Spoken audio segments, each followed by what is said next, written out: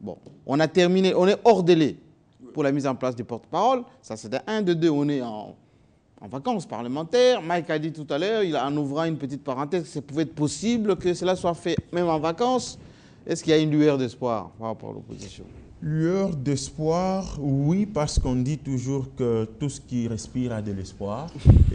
Voilà, je vous sens pessimiste. Pourquoi, en tant que journaliste, je n'ai que l'interpellation à la conscience à faire par rapport à cette classe politique de l'opposition qui légendairement a toujours fait preuve de dissension et d'incapacité à s'unir autour des intérêts nationaux. C'est tout ce que je peux faire comme plaidoyer à ce moment en tant que journaliste. Mais tout en parlant de ce cas, je voudrais dire à Daniel Safou qui dit tout haut, le leadership ne se décrète pas.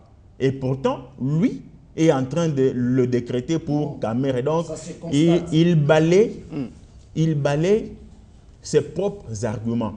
Je voudrais bien dire... Pas forcément. Je voudrais bien dire que lorsque l'on parle du problème de légitimité, Mike Moukeba est clair. Il parle de faits.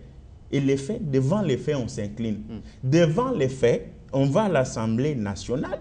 On constate qu'il y a un groupe parlementaire qui a beaucoup plus de députés. Et beaucoup de députés par rapport à tous les autres. C'est de ce nombre, c'est de ce numérique que l'on prend, que l'on tient compte pour voir quel est le groupe le plus majoritaire dans l'opposition.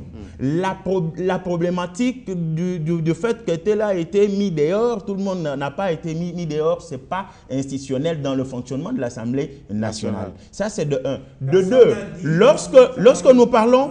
Je peux finir. On a dit, non, j'aimerais préciser une chose. Il ne faut pas m'imputer des choses que je n'ai pas dit. J'ai fait une réflexion quant au choix. Ça voudrait dire des critères tant objectifs que subjectifs. Je n'ai pas dit qu'à l'Assemblée nationale, il est dit qu'il faut prendre ou ceci ou cela. Dans la réflexion, dans l'analyse que tu fais, que j'ai fait, j'ai dit que ça affaiblirait l'opposition que d'avoir comme porte-parole quelqu'un qui souffre d'une contestation légitime, de légitimité de la part du leader de son propre parti. C'est ma réflexion, je n'ai jamais imputé ça à une quelconque loi ou une pratique au niveau de l'Assemblée nationale.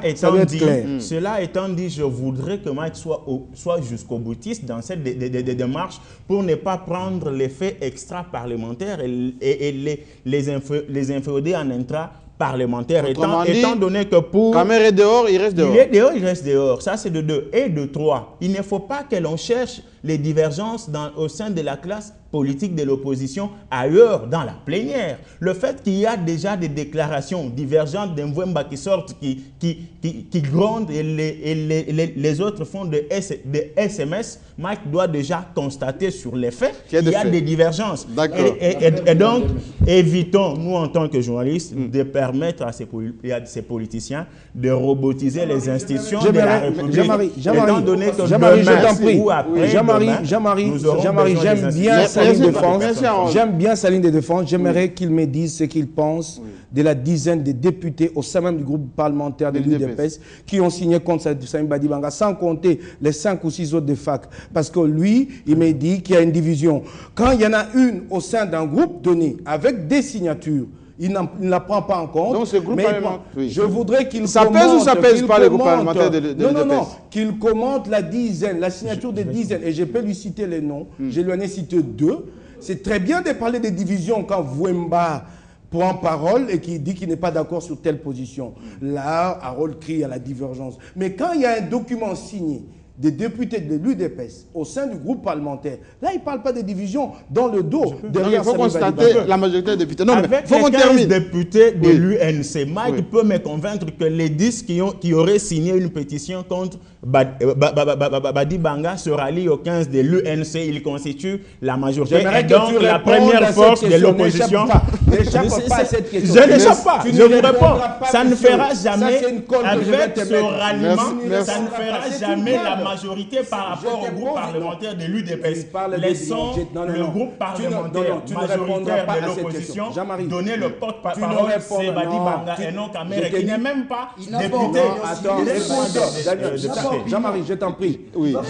On a bien compris. Je constate que tu es le premier à parler des divisions sans l'opposition. Il n'y en a pas. Non, attends. Mais quand on débat, oui, je suis fier de ton l'un après l'autre. Mais quand on avance, quand on t'évoque un document publié, et là, tu ne parles pas des divisions dans le... Par la minorité. Non, je t'en prie, je t'en prie. Par la minorité. Je t'en prie, tu trouves... Non, je t'en prie, allons-y tout doucement. Non, mais on a bien compris que c'est même de l'UDPS. Je t'en prie. Il y a des divisions. Quand il s'agit... Au sein de l'UNC aussi. Non, attends. Non, ne viens pas tromper les téléspectateurs. Il n'y a pas de mensonge ici. Donne les faits qu'il y a une division, c'est de l'UNPC. Tout va se décréter devant le vote, Mike. Mais ici, tu es incapable de me dire qu'avec le ralliement de ces 10, l'UNC arrive à prendre le dessus de toutes les forces politiques de l'opposition au sein de l'Assemblée nationale. Et donc, je constate que c'est moi qui t'informe qu'il y a un document. Je le sais très bien, je t'ai regardé dans les yeux. J'étais informé qu'il y a 10 députés. Bon, alors donne-moi d'autres, cite-moi d'autres noms. Faisons comme... Si tu es capable, cite un seul. Faisons comme au Parlement. Merci bien. Faisons comme au Parlement, le sujet est clos, on passe au suivant. Ok, d'accord, merci Jean. Merci bien. On a bien compris que c'est passionnel. Il y en a un qui défend le groupe de l'UNC, l'autre qui défend le groupe de l'UDPS. On a bien compris.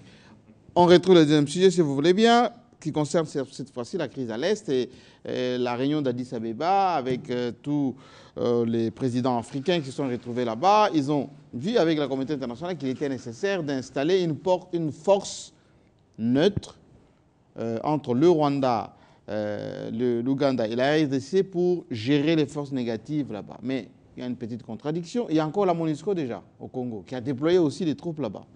Question, est-ce que cette nouvelle énième force internationale, est-ce que c'est d'une part pour suppléer les insuffisances de la MONUSCO? Est-ce que c'est pour en quelque sorte doubler la capacité pour interférer, ou bien c'est une façon d'endormir les Congolais et préparer la balkanisation tranquillement? Non, on ne peut pas parler d'endormir les Congolais, c'est très grave de voir les choses sous cet aspect. Mais je vais commencer à mon point de vue par le début. Je crois qu'il y a une faiblesse de Kinshasa, c'est que nous sommes allés signer cet accord à Addis Abeba sans avoir entrepris au départ des menées diplomatiques pour convaincre le monde. En fait, on nous a amené... Raymond Tshibanda a fait beaucoup de pays. Je vais avancer. Oui. On nous a amené à signer un accord, mais non.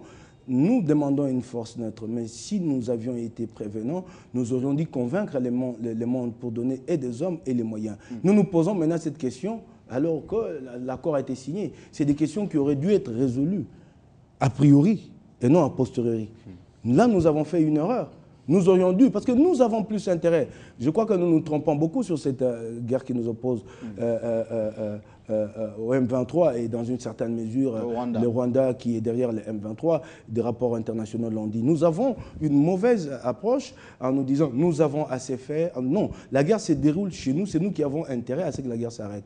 Alors nous aurions dû, nous, avoir une diplomatie assez agressive pour qu'au préalable, nous convainquions le monde. Mais Raymond Tshibanda a donné un point de presse avec Mende pour dire... Je suis d'accord. La RDC ne veut pas déclarer la guerre au Rwanda, mais veut que ça s'arrête. Non, je constate aujourd'hui que nous avons signé ensemble avec le Rwanda la mise en route de cette force neutre, mais que nous ne savons pas d'où viendront les hommes et les moyens. Il ne faut pas parler de la MONUSCO. La MONUSCO est ici dans le cadre d'une mission bien déterminée des Nations Unies. Sinon, il faut que le gouvernement congolais retourne aux Nations Unies pour aller demander de changer la mission. Et la MONUSCO elle-même n'est pas prête. En tout cas, le porte-parole l'a dit en milieu de semaine, lors de son point de presse hebdomadaire, pour dire qu'il n'était pas question de changer la mission de la MONUSCO. Donc, il faut oublier, il ne faut plus parler de la MONUSCO. Il reste maintenant à penser à une autre force. Laquelle? C'est là que je dis, puisqu'il n'est jamais trop tard pour bien faire les choses, Kabila a accompli les pas que nous autres, nous avons souhaité depuis le début, parce que nous n'avons jamais cru... nous n'avons jamais cru en cela pour plusieurs raisons. Et je crois qu'aujourd'hui, c'est évident. Il y avait des bellicistes, des va-t-en-guerre qui criaient ici, qui disaient qu'on pouvait faire la guerre. On se rend compte qu'on ne peut pas la faire, parce que, en fait, la guerre n'est pas une question de chauvinisme, une question de confession de foi, c'est une question de rapport de force. Si vous n'êtes pas en mesure de la faire aujourd'hui, il faut choisir les voies diplomatiques pour se donner le temps de se bâtir. Et ça, c'est une réalité qu'il faut prendre en compte. C'est aujourd'hui oui, qu'il appartient à notre gouvernement de faire un lobbying et sur le plan africain et sur le plan international pour qu'enfin on ait une force qui aura une autre mission. Parce que le problème, c'est lesquels dans ces forces-là? Parce que les gens ne le comprennent pas. Vous avez remarqué qu'il y a plus d'efficacité dans ce genre de missions quand les nations s'engagent pour les intérêts. Vous avez vu quand les Américains se sont engagés en Irak, ils ont mis leurs propres enfants là-bas et il y a eu des résultats. Vous parlez d'une force, des nations, des pays, des États vont nous donner leurs enfants ici, qui vont mourir ici. Ça va durer combien de temps? Vont-ils accepter que leurs enfants meurent et que c'est là... Parce qu'ici, on nous envoie des Bangladeshis... C'est là indigne leurs opinions publiques, qu'ils soient capables de gérer leurs opinions publiques pour leur expliquer dans quel intérêt leurs enfants sont venus ici. Alors, c'est à Joseph Kabila, au gouvernement congolais, à partir d'aujourd'hui, de déployer cette diplomatie pour qu'on ait cette Patrick Chamala, alors que la CEDEAO peine au Mali à trouver une force, on a écouté Toumaloba, secrétaire général de CGL, qui dit oui, cette force ne va pas remplacer la MONUSCO va travailler en intelligence avec, mais d'où viendra l'argent? Qui va financer? Justement, toutes ces questions-là vont être posées, semble-t-il, à une réunion qui devrait se tenir au mois d'août, silence que j'ai appris. Des questions sur comment sera composée cette force, le financement, et puis les relations même avec la mission de l'ONU. Oui. Moi, ma crainte, la question que je me pose d'abord, c'est que, est-ce que le Congo avait besoin de cette force-là? Le Congo, en négociant, est-ce que le Congo avait besoin de cette force? Je ne pense pas. Je ne pense pas parce qu'il y a déjà beaucoup de forces et de groupes armés ici sur le sol congolais. On n'avait pas besoin d'une force supplémentaire pour résoudre la question de l'Est. Je crois seulement que le Rwanda, bien avant, avait fait plusieurs déclarations dans le sens de ne pas reconnaître le travail de la MONUSCO. Des déclarations allant dans le sens d'une méfiance vis-à-vis de la MONUSCO. La ministre des Affaires étrangères qui dit 1 milliard de dollars par an. Oui. La MONUSCO est inefficace. Justement, et que votre travail n'était pas celui de faire des rapports, mais bien au contraire, ainsi de suite. Le Rwanda n'a pas confiance en la MONUSCO. Et je vois, moi, clairement, le Rwanda imposer pratiquement. Je ne pense pas que l'on ait négocié en position de force devant le Rwanda sur la question de cette force neutre. Mais puisqu'on y est, on ne peut plus reculer. Il faut faire avec cette force neutre. Mais à côté, je crois que même s'il y a cette force neutre, notre diplomatie ayant échoué, ça n'engage que moi, ayant échoué. Mais si la diplomatie a pu quand même faire entendre à la voix qu'il y ait les rapports qui ont été publiés condamnant le Rwanda, c'est déjà une bonne chose. Non, écoute. Pardon, je complète, et là je suis d'accord avec tout. Lui, c'est un échec de diplomatie. Il y a eu des rapports, même jusqu'aux Nations Unies, qui ont condamné la présence rwandaise chez nous, qui ont dit clairement que le Rwanda soutenait les M23, mais nous sommes allés signer avec Paul Kagame à Addis Abeba. Nulle part, l'accord ne reconnaît que nous sommes l'objet d'une agression de la part d'une puissance étrangère. C'est un échec de notre part. Non, justement. Donc, on n'a pas clairement reconnu. Le Rwanda, d'ailleurs, continue à nier. Jusqu'à aujourd'hui, le Rwanda ne reconnaît pas. Malgré la présence Mais alors, regardez l'exemple entre la Turquie et la Syrie. Qu'est-ce qui s'est passé? Quand la Syrie a battu l'hélicoptère ou l'avion turc, au même moment que la Turquie va saisir l'OTAN, il y a des manœuvres de l'armée turque. Oui, justement, c'est également une manière de faire voir que, ben voilà, à côté de la diplomatie, nous avons autre chose à mettre en avant-plan pour arriver à une solution. Mais là, malheureusement, nous n'avons pas confiance déjà en notre armée qui est en train de se battre tant bien que mal, mais qui est aussi qui connaît beaucoup de problèmes pour donner les résultats qu'on attend d'elle. Fort malheureusement, il y a ça.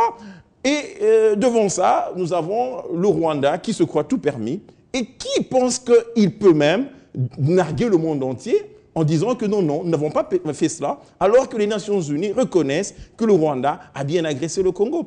Je pense tout simplement que cette force neutre risquera de nous créer beaucoup plus de problèmes qu'elle ne va en résoudre. Oui, peut-être elle va beaucoup tarder à venir. Vous avez parlé du financement. Oui. Mais justement, il y aura des forces qui viendront peut-être bien des pays africains, qui sont tout aussi des pays à problème comme nous. Oui. Et donc, ce sera des militaires qui sont aussi affamés que les nôtres et qui seront déployés dans une zone réputée comme riche, avec des mines d'or, et ainsi de suite. Mais voilà, il y a risque que ces gens-là, faute d'un financement conséquent, ne s'autofinancent. Et ils vont s'autofinancer comment? En pillant nos ressources. Et donc, ce sera des pillards en plus, plutôt que des gens qui viennent résoudre le problème dans l'Est du pays. Daniel Safo.